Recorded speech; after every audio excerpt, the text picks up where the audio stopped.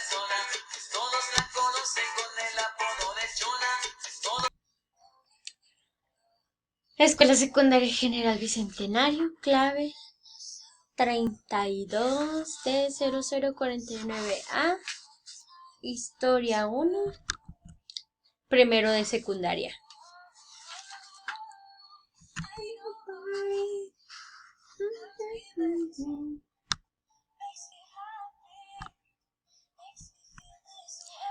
Temas: el fin de la Guerra Fría, arte e ideología, llegada de Gorbachov al poder, la perestroika.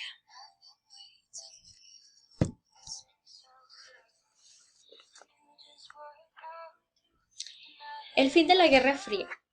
En 1973, la economía mundial entró en recesión. Aprendizaje esperado. Reconoce los principales procesos que marcaron el fin de la Guerra Fría. Identifica el proceso de reforma en la URSS, conocido como perestroika. Identifica la importancia de los movimientos democratizadores en los países del este para la disolución del bloque soviético. La causa de ello fue que los países árabes se pusieron de acuerdo para subir los precios del petróleo, como una forma de presión a los países occidentales aliados de Israel. Los países industrializados, muchos de los cuales pertenecieron al bloque occidental, tuvieron que reconstruir y reestructurar su economía, y Estados Unidos de América no tuvo más remedio que disminuir su inversión en armamento y defensa para salir del problema económico. Estos acontecimientos dieron inicio a la etapa final de la Guerra Fría.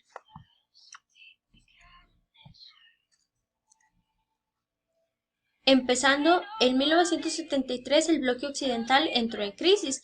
En 1979, la URSS se involucró en la guerra civil de Nicaragua. En 1981, Ronald Reagan se convirtió en presidente de Estados Unidos de América e inició una serie de reformas. Estados Unidos intervino en Nicaragua, esto en 1982, y la URSS resintió los efectos de la crisis y disminuyó su gasto político. También tuvo una crisis política, a raíz de la muerte de sus dirigentes Leonid Brezhnev, Yuri Andropov y Konstantin Chernok. En menos de 4 años, en 1985, Mikhail Gorbachev fue elegido como nuevo dirigente de la Unión Soviética. Arte e ideología. Mientras todo lo anterior ocurría, las sociedades en los países del bloque oriental empezaron a rebelarse en contra de forma en que sus respectivos gobiernos mantenían el orden. Esto se reflejó en las nuevas corrientes artísticas que surgieron a espaldas del apoyo gubernamental. Desde la época de Stanley, en la URSS y sus países aliados, el arte se había puesto al servicio del gobierno. Los artistas se dedicaron a ensalzar a los trabajadores y a la revolución. El arte se volvió nacionalista y se le conoce como realismo socialista. Los máximos exponentes de esta corriente fueron, en la literatura, Máximo Gorki, con su obra madre; en la música, Dmitri Krostakovich con su sinfonía Leningrado; en la pintura, Boris Kustodiev; y en arquitectura, el orgullo de esta corriente fue el Palacio de los Soviets de Boris Lofan.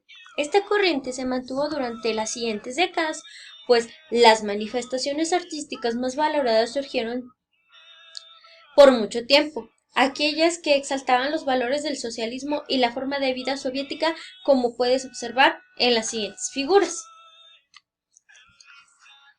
Para las décadas de los años 80 y 70, la tendencia artística de Occidente empezaron a llegar a las ciudades del bloque oriental y comenzaron a desafiar el arte protegido por el gobierno. Las obras se hacían de manera caótica y por diversión. Había conciertos y exposiciones en lugares escondidos. En este contexto, la KGB, la agencia de espionaje de la URSS, publicó una lista de artistas que estaban vetados. En ella se encontraban Pink Floyd, Village People, Van Halen, Julio Iglesias, entre otros.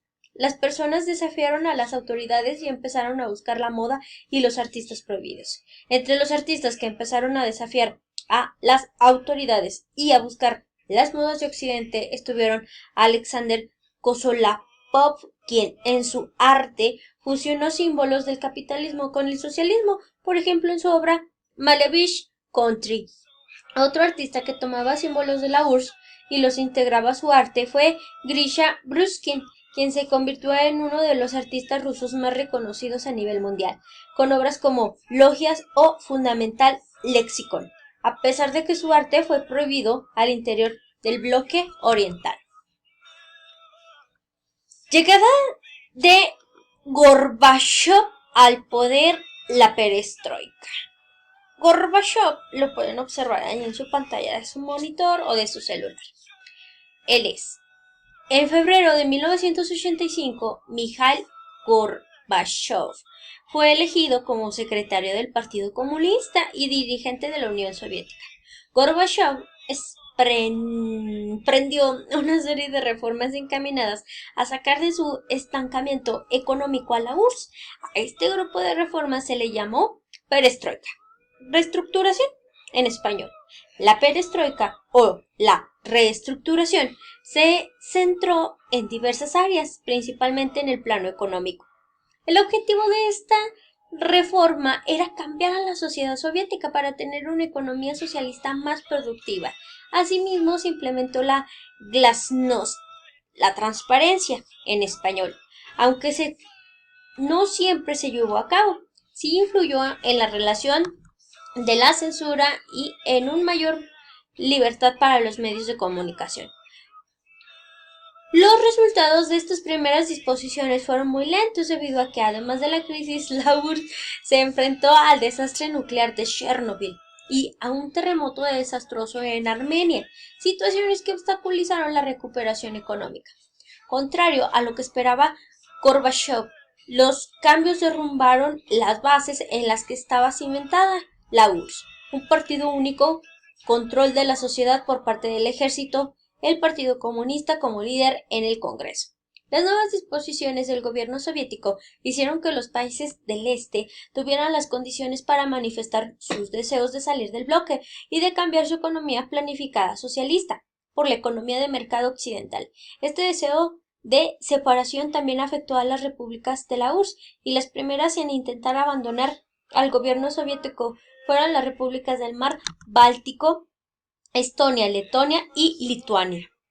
Para 1991, gran parte de las otras repúblicas ya estaba en proceso de separación. La URSS se estaba desintegrando poco a poco. Esta situación alarmó a los grupos comunistas que aún quedaban y que querían regresar al tiempo en que todo estaba controlado.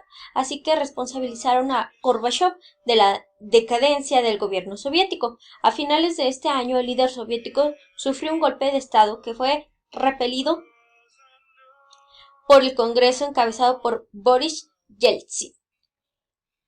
Como la situación política de la URSS ya era insostenible, Gorbachev renunció a su puesto de jefe de Estado de la Unión Soviética. Al poco tiempo se firmó la disolución del Estado soviético y la creación de la Comunidad de Estados Independientes, la CEI. Las siguientes son opiniones de distintos personajes sobre Mikhail Gorbachev y las reformas que estaba implementando en 1988. Richard Nixon, expresidente de Estados Unidos de América. Cuando estaba yo en Beijing en septiembre de 1985, le pregunté a un alto funcionario chino si creía que Mikhail Gorbachev seguiría el ejemplo de China para empezar a abrir a la sociedad soviética y reformar su estancia económica. Me respondió, no, lo creo. Pero sí lo sé, la URSS desaparecerá como gran potencia en el siglo XXI. Peter Ridgway, académico, especialista en estudios soviéticos. Hace un año pensé que si Gorbachev se mantenía firme en su política reformista radical, era muy posible que no durara. Ya sea el estancamiento económico, la pérdida de control político del partido o una crisis en Europa Occidental causaría su derrocamiento. Quizá está a salvo por ahora. Jimmy Carter, expresidente de Estados Unidos de América. Creo que Gorbachev seguirá siendo secretario general del Partido Comunista. Él es un político capaz.